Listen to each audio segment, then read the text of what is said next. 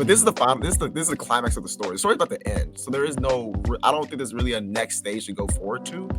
And then two, I think that Gege has shown us a way. I don't think the point is like we know they can't win. I think they can win. Literally, they would have won if Megumi's will wasn't broken. Like they literally said their plan worked perfectly, but Megumi's which Sukuna planned for, so that we know that there's a way to beat them. Like didn't like before. I have crashed out. Go ahead, Lonnie. So last week I think I said that meme of like that because like Japanese fans apparently are all over Twitter. They've been complaining the last few weeks how like that cycle of Sukuna. I didn't agree with it, but like because it is a pattern, but like each fight is different. But at the same time, I feel like the story hasn't progressed enough throughout all of these fights that because we see like in JJK like fights happen and then like the story progresses. But it's kind of like all this is kind of happening in like a 10-15 minute time span. It's just like, yo, how many more people is Sukuna gonna run through? Because I think it's not getting old yet, but I feel like, yo, if we go to another two more fights with Sukuna just being like, oh, this guy's interesting, but he's not hurting. Then I don't think that. Honestly, I think one, each fight Sukuna is getting weaker. Now people think that he's gonna get his RCT because of Black Flash, but I disagree because the way the narration played it out, it was like Gojo regained his RCT after hitting 2 Black Flashes. But in the King of Curses case, that suggests to me that something is gonna be there is a catch to him. I don't think that's exactly gonna be. I don't think he'll get his domain back. If he gets domain back, he just will. I think he's gonna win. So Gege has had to take time to explain why they'll be able to beat Sukuna. Like if they just beat him without explaining, for example, when he's in Yuda's domain, we know, okay, so his RCT output is low. So Ichidori's damaging his soul. Megumi's the key to beating him. Like we even learned about the binding vow. Like we're learning more about Sukuna, how they're going to be able to beat him. Because the only way that what would y'all prefer that he just lost earlier? No, I just think for me personally, like for me, I'm just ready for something else. Like I just feel like one thing I do like is some of these characters. You're seeing how strong they are. I think they're getting good highlights, but as strong as some of these characters are, they ain't strong enough to beat this nigga. So at the end of the day, I'm kind of with Miles and Lonnie here. Like I'm ready to see a little bit more. Like even send me to a flashback, send me somewhere else for a little bit, like show me something new. I'm just ready for the next stage. Yeah, like we know we all know they can't beat this nigga, and I get it how they are. They weakened him a little bit, but I'm just like, well, where's the breakthrough? Where's the breakthrough? The ice guy said it like he's like, oh, he hasn't really unlocked. He hasn't really shown all his full power yet. But this is the final. I don't think this is the final confrontation because there's no Yuji returned to the fight. So like, there is no next stage after this. Only that they will get other than this is maybe a backstory for Sukuna, maybe the hair and there, maybe Kinjak, something like that.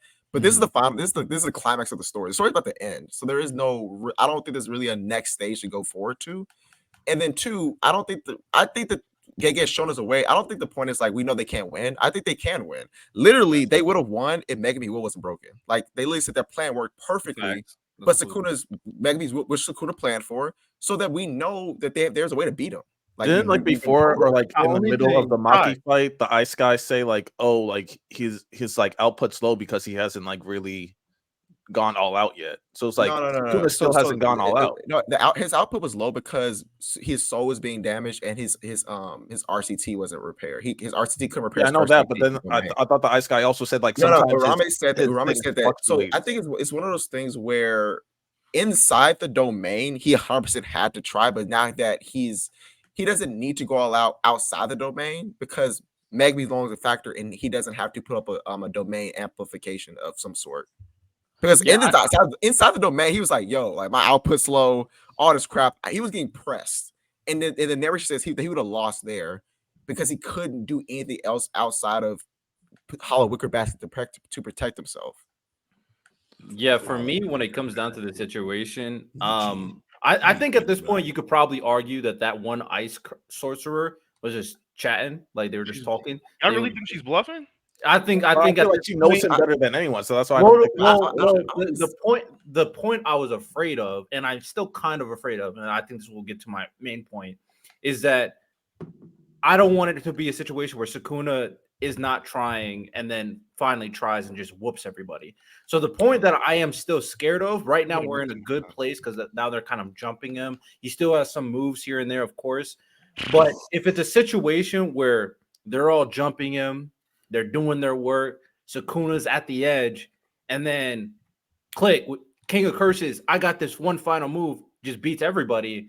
Then at that point, I'm like, okay, like that's when I won't like it because at that point you're gonna have a BS way to beat him. If he just beats everybody with the one surprise move, then you're gonna have to do some BS thing to beat him, and that's what I won't like. That's why. Real quick, is it clear or unclear if the merger is completely scuffed? I thought that was still the looming thing that they have to worry about too.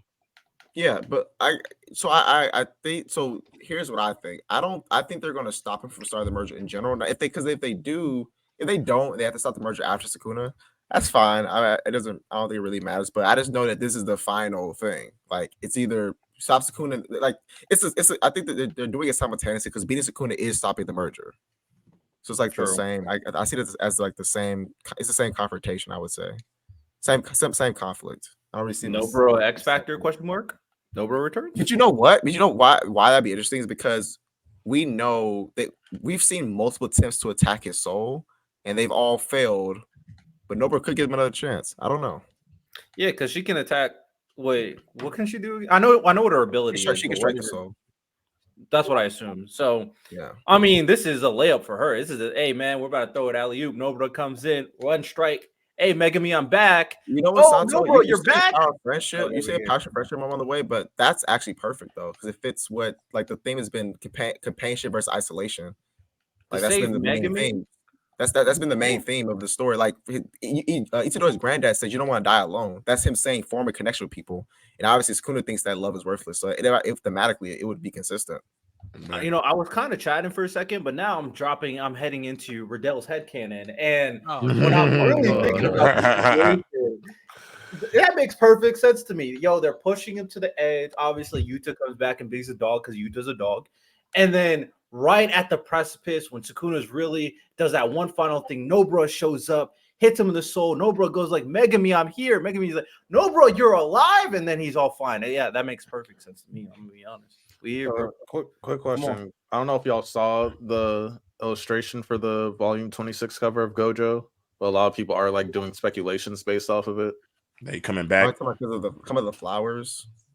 Like also like his eyes, like how like his eyes are like wide open while he's dying, and there's like energy coming out. I think. Oh, you want that? I think that was an illustration of him seeing the slash coming. That's what I think it is.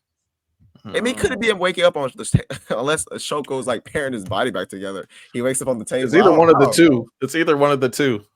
I feel like Gojo is probably going to give his ability to someone. I think that's probably what's going to happen. You know that boy might be coming back, yeah. Also, another thing when it comes to JJK, where's Gojo's clan at? Where's his family? They're not really. Because like they stated before in JJK, like like some people get 6 eyes, some people get limitless, but it's like very rare for getting to get both. So that means like in my head, like okay, so that means there's some sorcerers that have either limitless or 6 eyes. No, I think they're gonna be one person with 6 eyes at a time. I think that could be true, and then the idea is also that if you don't have the 6 eyes, you can't even use the limitless. Yeah, so there's only one 6 eyes user alive at a time. To be fair, they only really dived into Megami's clan. Like to be honest, Megami's clan got most. If we get like a Heenan arc or like a Heenan side story, whatever, I hope they go more into like the other clans because. Yeah. Well, I mean, there's